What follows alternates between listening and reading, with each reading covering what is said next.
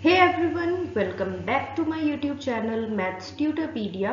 In this video, we are going to discuss values of trigonometric functions. अब जो ये video देखने आया वो जानता है कि ये टॉपिक कितना जो ये थ्योरी बुक में गिवन है उसको समझना कितना मुश्किल है, बट आप टेंशन नहीं लेंगे। मैं आपको समझाने जा रही हूँ इसके सारे के सारे फॉर्मूले कैसे डेरिवेट होते हैं, किस तरीके से हम ये जितने भी फॉर्मूले हैं या वैल्यूज ऑफ ट्रिग्नोमेट्रिक फंक्शंस हैं वो समझ सकते हैं। एंड आई प्रॉमिस यू कि ये वीडियो देखने के बाद आपको वो एकदम क्लियरली समझ में आ जाएंगे। तो without wasting any time let's start this video. अब सबसे पहले मैं आपको ये वापस से रिमाइंड करवाना चाहती हूँ कि इस टॉपिक से आने से पहले हमने रेडियन मेजर पढ़ा था, ठीक है। तो रेडियन मेजर क्या बोलता है आपको? The radian measure of an angle, हम क्या फॉर्मूला यूज करते हैं? Theta equals to L upon R. अब ये फॉर्मूला भी कैसे आया था वो मैंने मेरी पहले की वीडियोस में बता दिया है, अगर आपने वो वीडियो नहीं देखी है तो आप डेफिनेटली देखिए। अब इसी फॉर्मूले से हम आगे शुरू करेंगे कि अगर मैं एक ऐसा सर्कल क्रिएट करूं जिसके अंदर r की वैल्यू क्या है? 1 यूनिट है। तो अगर मैं इस फॉर्मूले में r की जगह 1 डालूं तो आपको समझ में आ रहा है कि यहाँ पे क्या होगा? हमारी थीटा की वैल्यू किसके बराबर हो जाएगी? l के बराबर हो जाएगी। सही बोला मैंने एकदम। तो मैंने इसीलिए देखो, अगर आप देखेंगे तो ये ग्राफ है आपका जहां पर 0 के ऊपर x और y का हमारे पास इंटरसेक्शन हो रहा है, और मैंने 1 यूनिट का, मैं एक एक ये ग्राफ बहुत अच्छे से समझाऊंगी आपको, मैंने रफली बनाया है बट मैं अच्छे से समझाऊंगी।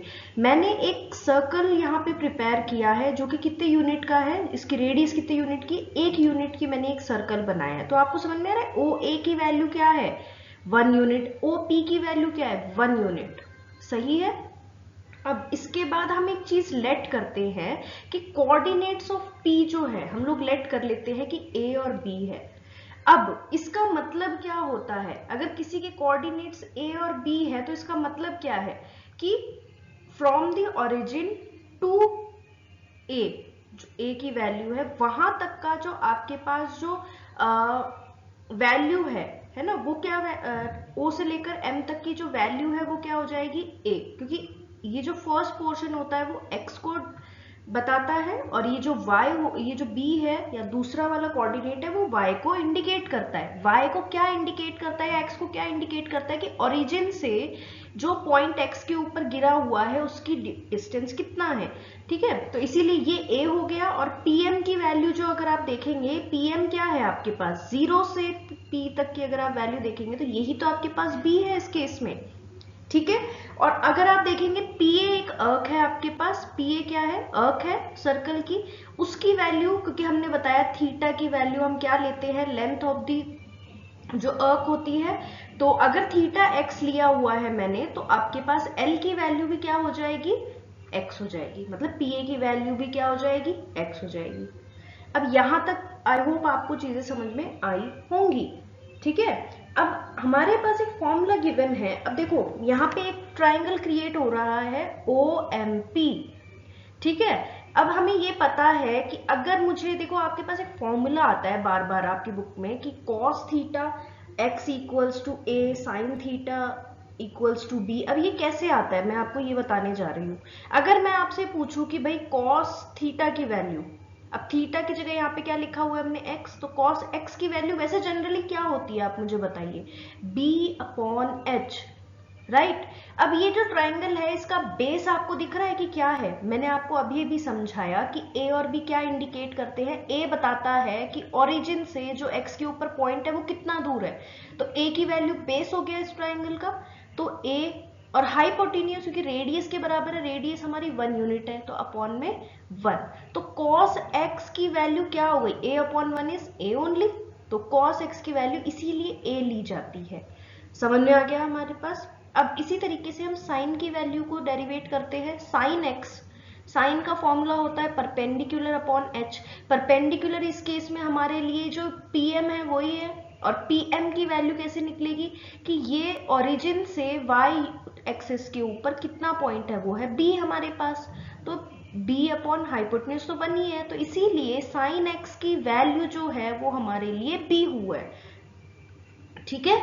अब एक बात बताओ, अगर a की वैल्यू cos x के बराबर है, b की वैल्यू sin x के बराबर है, तो एक्चुअल में आपके पास जो p के कोऑर्डिनेट्स है वो क्या है? a की जगह हम डाल सकते हैं cos x और b की जगह हम डाल सकते हैं sin x। अब मेरे हिसाब से जिसने एनसीईआरटी ट्राई किया था ना समझने का, उनको ये चीज समझ में आ गई होगी कि ये पॉइंट आया कैसे आपके पास। बात समझ में आ गई? अब आ जाते हैं हम आगे। अब मैंने यहाँ पे आपको बताना है कि वैल्यूज ऑफ ट्रिग्नोमेट्रिक फंक्शंस कैसे बनते हैं। हमने पिछली क्लास में 10th क्लास में 0 से लेकर 90 डिग्री तक की जो वैल्यूज थी वो निकालनी हमने सीखी थी। मैंने आपको उसका वीडियो भी डाला हुआ है, आप 10th क्लास की सीरीज के अंदर जाके देख सकते हैं कि ट्रिग्नोमेट्री के रेशियोज की वैल्यू कैसे निकलती है टेबल की, उसका मैंने आपको तरीका भी बताया हुआ है। ठीक है, अब आप यहाँ पे अगर ध्यान देंगे, मैंने यहाँ पे क्या किया हुआ है, वापस से एक ग्राफ बनाया है। आपका जो सर्कल है वो 1 यूनिट का है। 1 यूनिट का अगर सर्कल है तो इसका मतलब क्या है कि a की वैल्यू क्या है, कोऑर्डिनेट्स क्या है, a जो है उसकी वैल्यू 0 से है 1 यूनिट, तो इसीलिए x की वैल्यू है 1, और क्योंकि ये x एक्सिस के ऊपर है तो y की वैल्यू 0 ही थी यहाँ पे। अगर आप b की वैल्यू पूछेंगे, b क्या है, अब इस केस में x की वैल्यू 0 है और y की वैल्यू 1 है, c की वैल्यू -1 और 0 है, d की वैल्यू है 0 और -1। ये जो आपके लिए सर्कल क्रिएट किया था ये मैंने आपको पीछे भी डिफाइन किया था कि 1 यूनिट का सर्कल है और इसका थीटा है x। अगर थीटा x है तो लेंथ ऑफ द अर्क भी x होगी, ये a है ये b है। ठीक है, इस जगह को मैं m डाल देती हूँ। ठीक है, अब मुझे एक बात बताइए, जब एक पूरा का पूरा एक रेवोल्यूशन लिया जाता है, अगर मैं बोलूं कि P से अगर वापस P पे आ रहे हैं तो आपके एंगल कितना सबटेंड किया है रेडियन के अंदर, 2 पाई, राइट। 2 पाई का पूरा रेडियन आपने एक सर्कल के अंदर कवर किया है। ठीक है, तो आपके पास, अब मुझे बता सकते हो ए ओ बी की वैल्यू कितनी है? अगर हम देखें तो ए ओ बी की वैल्यू जो है एंगल में वो है कितनी, 90 डिग्री के बराबर। बिल्कुल 90 डिग्री के बराबर है। और अगर आप देखो 90 डिग्री को हम क्या लिख सकते हैं, 180 डिग्री का हाफ लिख सकते हैं, और 180 डिग्री को हम लोग हमारे ट्रिग्नोमेट्री में क्या पुट करते हैं, पाई, तो पाई अपॉन 2। एंगल एओबी की वैल्यू है पाई अपॉन 2। एंगल एओसी की वैल्यू, एओसी तो पूरा पाई ही है, 180 डिग्री ही है। और इसी तरीके से आपके पास और वैल्यू है, एंगल एओडी की वैल्यू देख लेते हैं। एंगल एओडी की वैल्यू 180 प्लस ये 270 हो जाएगा। 270 को हमने रेडियन में निकालना सीखा हुआ है, तो ये हो जाएगा 3 पाई बाय 2। ठीक है, अब मुझे एक बात बताइए कि a का क्या कोऑर्डिनेट्स हैं। a के कोऑर्डिनेट्स हैं 1 और 0। अब ये क्या डिफाइन करता है, अगर एक ट्राइंगल आप क्रिएट करते हो तो 0 ओरिजिन से लेकर आपके पास a तक की कितनी वैल्यू, डिस्टेंस कितना है, 1 यूनिट का। ठीक है, और अगर b की वैल्यू हम देखें, b की वैल्यू क्या हो जाती है हमारे पास, b कहाँ है, यहाँ पर है, ये आपको दिया हुआ है कोऑर्डिनेट। ये c की वैल्यू है -1 एंड 0। अब मेरे हिसाब से इतना समझ में आ गया होगा ये कोऑर्डिनेट्स क्या इंडिकेट करते हैं ग्राफ के अंदर। ठीक है, अब आप मुझे ये चीज बताएंगे कि एक एक वैल्यू अब हम निकालेंगे यहाँ पे। अगर आप देखेंगे वैल्यूज जो है आपके पास, पहले 0 की वैल्यू निकालते हैं हम लोग। cos 0 डिग्री की जो वैल्यू है आपके पास वो कैसे निकली होगी, कैसे निकली? मैंने अभी अभी एक चीज बताई है आपको, देखो मैं बहुत इंपॉर्टेंट चीज बताने जा रही हूँ, प्लीज फोकस करके पढ़ना इस चीज को, कि cos x की वैल्यू बराबर होती है a के। मैंने बताया था आपको, है ना। तो आप मुझे बता सकते हैं कि cos x की वैल्यू a के बराबर है, इसका मतलब x की जो भी वैल्यूज है ना वो सारी cos की वैल्यूज होती है। बात समझ में आई? cos, अब देखो 0 डिग्री का मतलब है a से अगर आप शुरू करो तो x की वैल्यू जो भी है ना वो cos की वैल्यू होती है। तो cos अगर 0 है तो आपके पास x की वैल्यू क्या थी, इस a के ऊपर 1 की वैल्यू थी। सही बोला या नहीं बोला मैंने आपको बोला है cos x equals to a होता है। ठीक है, और इसका मतलब ये a इंडिकेट करता है, a देखो क्या इंडिकेट करता है, कोई भी जो x के ऊपर वैल्यू है। अगर हम a की बात कर रहे हैं, x के ऊपर है 1, इसीलिए cos 0 की वैल्यू, 0 क्यों बोला है मैंने, सर्कल स्टार्ट हुआ है यहाँ पे 0 डिग्री ही बन रहा है आपके पास, तो 1 होती है। इसी तरीके से साइन जो हमारे पास साइन की वैल्यू होती है वो किसके बराबर होती है, साइन एक्स की वैल्यू होती है बी के बराबर। बी किसके बराबर है हमारे लिए, वाई के बराबर है। तो ए के ऊपर मतलब साइन 0 डिग्री के ऊपर आपके पास वैल्यू कितनी होती है, बी की वैल्यू, मतलब ये देख लो वाई की वैल्यू कितनी है, 0। बात समझ में आ गई? ठीक है, एक और ट्राई करते हैं। अगर हम अब निकालना चाह रहे हैं 90 डिग्री के ऊपर, ठीक है, मैं cos पाई बाय 2 ले रही हूँ, 90 डिग्री के ऊपर ले रही हूँ वैल्यूज। अगर x की वैल्यू हम 90 डिग्री पे देखें, मतलब b की बात कर रहे हैं अब हम लोग, a के ऊपर 0 डिग्री बन रहा है, b के ऊपर 90 डिग्री बन रहा है, तो x की वैल्यू कितनी है, 0, इसीलिए cos पाई बाय 2 मतलब cos 90 डिग्री कितना होता है, 0। ठीक है, अब हम आ जाते हैं sin पाई बाय 2 के ऊपर, y की वैल्यू क्या है यहाँ पे आपके पास 1 है, तो इसीलिए cos पाई बाय 2 1 होता है। या फिर sine pi by 2 that means sign 90 degree कितना होता है, 1 होता है आपके पास। सिंपल होता जा रहा है। cos पाई के मतलब क्या होता है, पाई का मतलब होता है 180 डिग्री, 180 डिग्री, इसका मतलब c की बात कर रहे हैं हम लोग। c के ऊपर आपके पास cos की वैल्यू कितनी होगी, -1 होगी, और साइन की वैल्यू ऑन पाए कितनी होगी आपके पास, इसका y कोऑर्डिनेट देख लो, 0 होगी। ठीक है, d के ऊपर cos मतलब d के ऊपर क्या हो जाएगा आपके पास, 3 पाई बाय 2 हो जाएगा। तो आपके पास x की वैल्यू यहाँ पे क्या है, 0, और साइन 3 पाई बाय 2 की वैल्यू ऑन d है हमारे पास -1। तो अच्छा, एक और चीज है, cos पाई बाय 2 पाई के ऊपर आपका सर्कल कंप्लीट हो जाता है, तो वापस a की वैल्यू डाल देंगे हम लोग यहाँ पे, और साइन 2 पाई की वैल्यू क्या होती है, 0। तो आप देखेंगे कि हमारा जो 2 पाई के ऊपर कॉस और साइन एक दूसरे को रिपीट करना शुरू कर देता है। ठीक है, अब इसी से हमारे पास टेबल क्रिएट होती है। हमने 90 डिग्री तक की ट्रिग्नोमेट्रिक टेबल याद की थी ना, अब उसके आगे का काफी लोगों को डाउट रहता है कि भाई ये याद कैसे करें। अब ये सर्कल अगर आपने समझ लिया है ना, तो ये आपको समझ में आ चुका है। ठीक है, x की वैल्यू निकालनी है तो x कोऑर्डिनेट देखो, वो आपके पास इसकी वैल्यू होगी। साइन x की वैल्यू निकालनी है, वो b के बराबर, और b हमारे लिए y कोऑर्डिनेट होता है, ये x कोऑर्डिनेट होता है। बात समझ में आ गई? मैंने आपको बता दिया है। कैसा लगा आपको ये चीज बताना जरूर। इसी को देखते हुए मैंने आपकी एक ट्रिग्नोमेट्रिक टेबल फिर से तैयार करी है, जो आपको 11th क्लास में हेल्पफुल रहेगी, वो देख लेते हैं। अब आप इसमें देख सकते हैं जो 10 तक हमने पढ़ा 90 डिग्री तक का, वो मैंने यहाँ मेंशन किया हुआ है। अब हम इसमें 180, 270 और 360 की वैल्यू पुट ऑन करें। चलो ये काम कर लेते हैं अब हम लोग। ठीक है, तो इसके अंदर जब हम वैल्यूज डालेंगे, हमने cos 0 डिग्री की वैल्यू देख ही ली थी। ठीक है, cos 0 डिग्री की वैल्यू तो 1 थी हमारे पास। ठीक है, उसके बाद हमने cos पाई बाय 2 की वैल्यू निकाली थी। cos पाई बाय 2 0 थी आपके पास, आप पीछे चेक करके जरूर देखिएगा। अब cos पाई की वैल्यू चाहिए आपको, पाई है -1, मैंने पहले cos निकाला था इसलिए उसकी वैल्यू डाल रही हूँ। 3/2 की वैल्यू हमने देखा क्या होती है, 0 होती है, और 2 पाई की वैल्यू हमारे पास 1 होती है। और ये मैंने उल्टा लिखवा रही हूँ आपको, जो मुझे नहीं करवाना चाहिए, रुको आप कंफ्यूज हो जाओगे अदरवाइज। साइन की वैल्यू देखो, मैंने पीछे वाले पेज पे आपको साइन की वैल्यूज लिखवाई है। पाई के अंदर वैल्यूज थी आपकी कितनी, 0।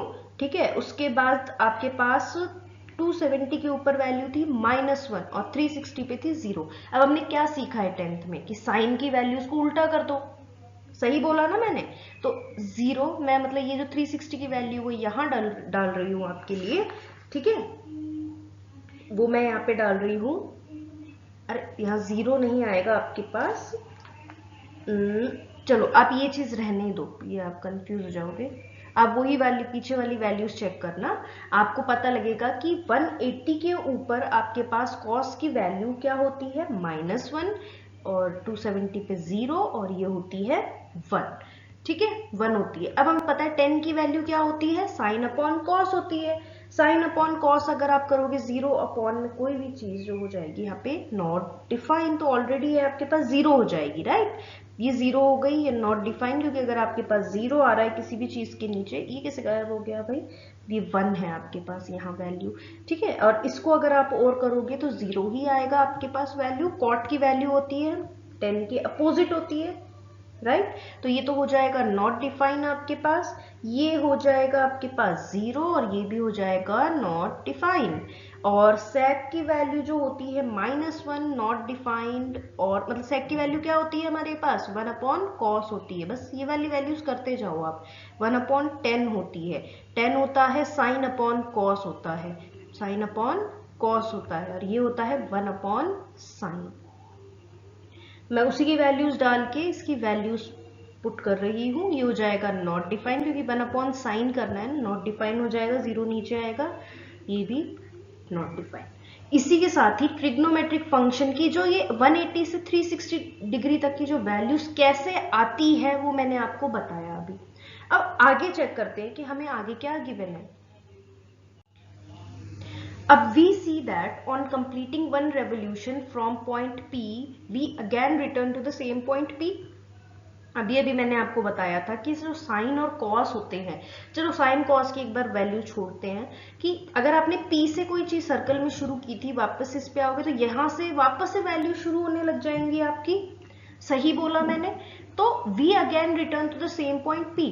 Thus, if x increases by any integral multiple of 2 pi, the value of sine and cos functions remain same. अब देखो इसमें कोई बड़ी रॉकेट साइंस नहीं है इस शब्द में, ये आपको एनसीईआरटी एलिमेंट्स अलग अलग बुक्स में ये सेंटेंस मिलेगा। इसका मतलब केवल ये है कि जैसे ही एक सर्कल पूरा होता है, मतलब आपके पास आपने 2 पाई का, मतलब एक इधर से इधर गए पाई, वापस इधर आए 2 पाई हो गया, यहां से साइन और कॉस की वैल्यूज वापस एक दूसरे को रिपीट करना शुरू कर देते हैं। आप जितनी बार घूमोगे 2 पाई मतलब एक सर्कल पूरा, अब और भी जितने सर्कल करते जाओगे ना, तो 2 पाई के बाद साइन की वैल्यू 2 पाई मतलब मल्टीप्लाई कर दो, कितनी बार भी घूमना है आपको, के बाद मतलब प्लस, वापस से क्या हो जाती है, सेम होने लग जाती है, रिपीट करने लग जाती है। इसीलिए हमने जो हमारी एक्सरसाइज है ना उसमें ये फॉर्मूले काफी बार यूज किए हैं।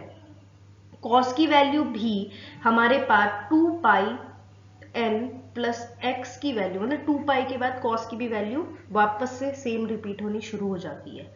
बात समझ में आ गया? इसको डिकोड करना आ गया आपको कि 2 पाई के बाद, ठीक है, साइन की वैल्यू अपने आप को रिपीट करने लग जाती है, वापस से उसी जो शुरू हुई थी ना 2 पाई मतलब क्या होता है, 2 पाई मतलब 360 के बाद वापस जो आपने 0 से पढ़ना शुरू किया था ना ट्रिग्नोमेट्रिक फंक्शंस में, वही वैल्यूज आ जाती है। ठीक है, अगर आपके पास साइन एक्स इक्वल्स टू 0 है, अब मुझे एक चीज बताओ, आप आपके पास जो ट्रिग्नोमेट्रिक टेबल थी उसमें 0 साइन में कहां कहां आ रहा था, देखो जल्दी से देखो उसको।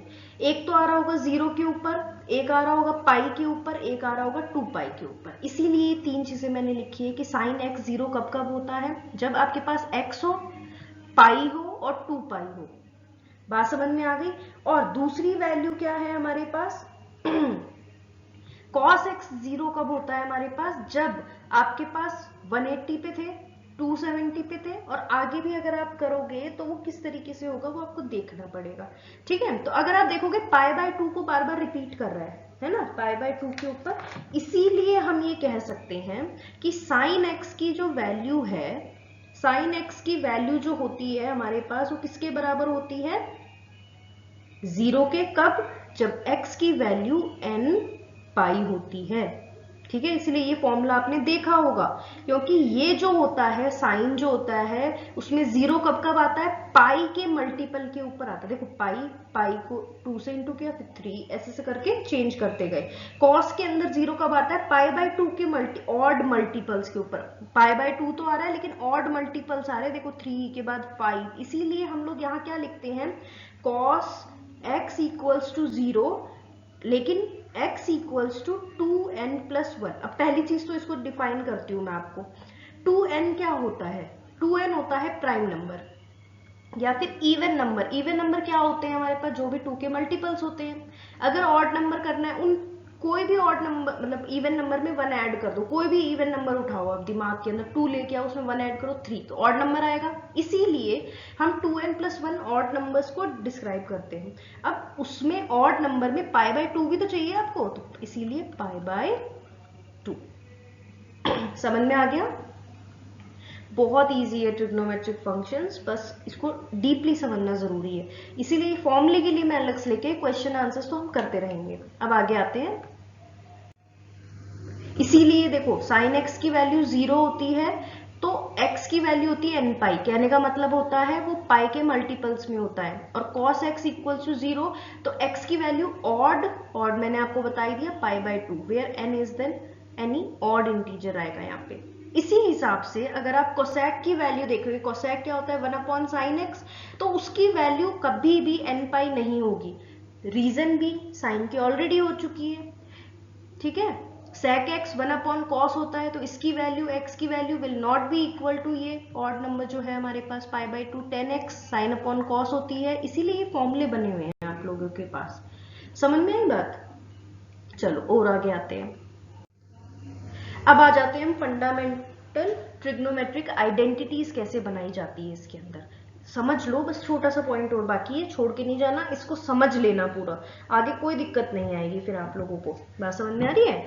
तो अब वही ट्राइंगल मैंने वापस से वही डायग्राम आपके सामने यहाँ पे बनाया हुआ है, ठीक है। अब मेरे को एक बात बताओ, हम क्या ओपी की वैल्यू निकाल सकते हैं? क्योंकि हमें ये तो पता है इसका कोऑर्डिनेट है 0 और 0, इसके कोऑर्डिनेट ए और बी है, तो क्या हम डिस्टेंस फॉर्मूले से यहां पर वैल्यूज निकाल सकते हैं, है ना?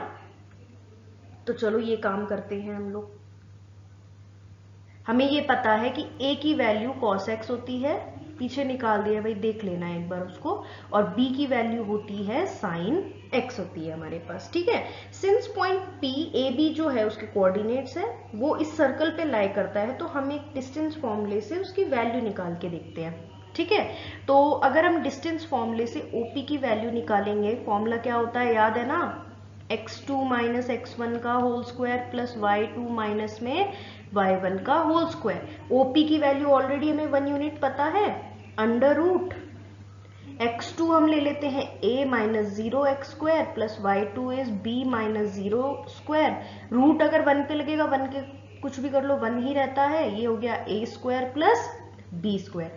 a की वैल्यू क्या है हमारे लिए cos x, तो 1 equals to cos square x plus b की वैल्यू है sin x sin square x। ये हमारे पास फंडामेंटल ट्रिग्नोमेट्रिक इक्वेशन है एक, बिल्कुल है, ठीक है। और x की वैल्यू ऑलवेज बिलोंग्स टू, ये जो होता है ना ये ईसा, ये बिलोंग्स टू का साइन है, रैशनल या रियल नंबर, ठीक है। अब इसीलिए इसको हम लोग थोड़ा चेंज कर करके लिख सकते हैं ना कि 1 माइनस साइन स्क्वायर थीटा मतलब x equals to cos square x, और यहीं से हम लोग एक और वैल्यू निकाल सकते हैं 1 minus cos square x equals to sine square x। यहाँ तक समझ में आ गया? चलो ठीक है, अब आगे पे आ जाते हैं। दूसरी आइडेंटिटी बनाने के लिए हमें क्या करना पड़ेगा?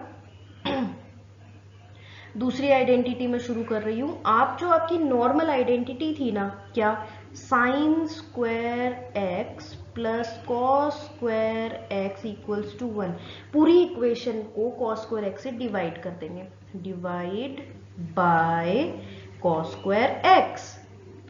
जब डिवाइड करोगे साइन स्क्वायर अपॉन में कॉस स्क्वायर हो जाएगा, ये भी कॉस स्क्वायर एक्स हो जाएगा और ये भी कॉस स्क्वायर एक्स हो जाएगा। जब ये सॉल्व करोगे यहाँ आएगा टेन स्क्वायर एक्स, यहाँ आएगा प्लस 1 और ये हो जाएगा सेक स्क्वायर एक्स हो जाएगा। समझ में आ गया? अगर ये चीज है हमारे पास तो आप बता सकते हो, अगर नीचे 1 अपॉन कॉस कर रहे हो ना कॉस से, तो इसीलिए ये वाली जो वैल्यू है will never be equal to, cos की वैल्यू क्या पढ़ी थी हमने, ऑड इंटू पाई बाय 2, ठीक है। अच्छा, और दूसरी आगे की वैल्यू देख लेते हैं फिर, थर्ड वाली। थर्ड इक्वेशन भी हमारी फर्स्ट इक्वेशन से ही निकलेगी, या है ना।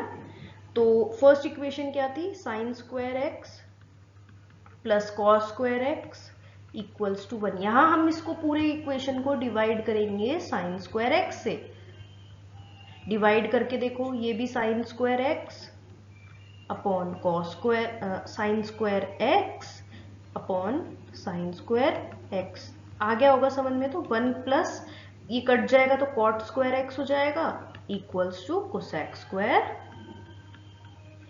एक्स। अब क्योंकि साइन लिया है ना, तो यहां पर एक्स की value will never be equal to n pi. समझ में आ गया? तो इसी के साथ ही ट्रिग्नोमेट्रिक फंक्शंस भी मैंने आपको समझा दी कि आइडेंटिटीज कैसे बनती हैं यहाँ पे, और क्यों वो आइडेंटिटीज बनती है कि भाई किसके बराबर है किसके नहीं बराबर है। फिर भी अगर आपको कोई डाउट हो तो आप मुझे कमेंट बॉक्स में कमेंट कर सकते हैं। और अब मैं आपके लिए लेके आऊंगी अगले वीडियो के अंदर क्वेश्चंस फ्रॉम एनसीईआरटी 5.2, सारे सॉल्यूशंस करेंगे उनके कैसे करते हैं. Till then thank you and don't forget to subscribe to my channel Maths Tutorpedia.